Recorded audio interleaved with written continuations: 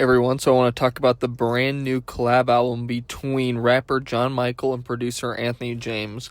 Now, to tell you the truth, I didn't know who either of these two were before this album release and me seeing it online, as neither of them are that well established yet when it comes to music, as John Michel, the rapper, only has one album which released in 2023, which I still need to listen to after listening to this album. Anthony James is kind of still on that underground rapping, but this album as a collab is very jazz rap inspired, very Chipmunk soul, just that very soul and gospel kind of rap. Very intense. I was a very huge fan of this album going into it with no real expectations or knowing what I would be getting myself into, and I very much enjoyed it. Now, just start with it, I do hear their influences on certain points, specifically in Anthony James as a producer. I see very, very early Kanye West, especially with the College Dropout series, Late Registration, not as much in Graduation, but still a bit in some of the sample choices, as well as that I'll hear, I'm trying to remember which song it was, but one of his song samples that uses the same sample as Father Stretch My Hands from The Life of Pablo, and also on the song Going Down, it uses the same sample from Black Thoughts sometimes.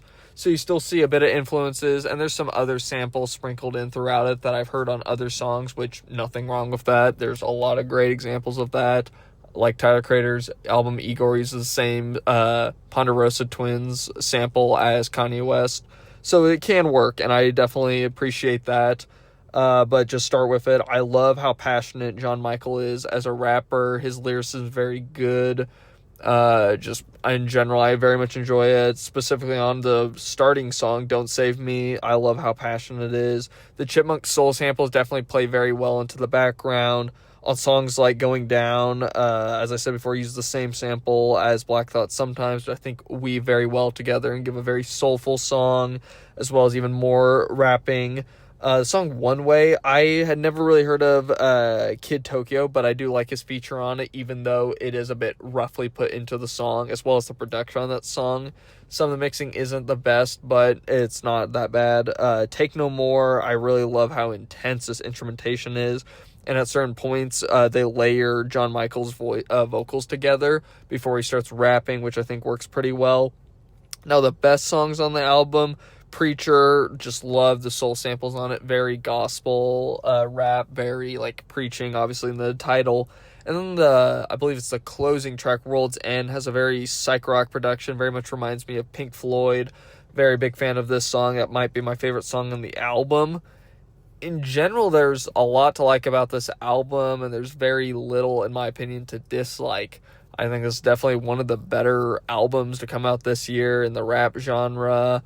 I was a big fan. It definitely blew me away, and I'm excited to see what both of these rapper and producer do in the meantime, just in general.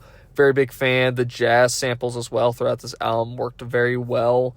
Each song on its own, I feel like, stood out. Maybe the transitions between songs could have been a bit better, but that's just kind of nitpicking.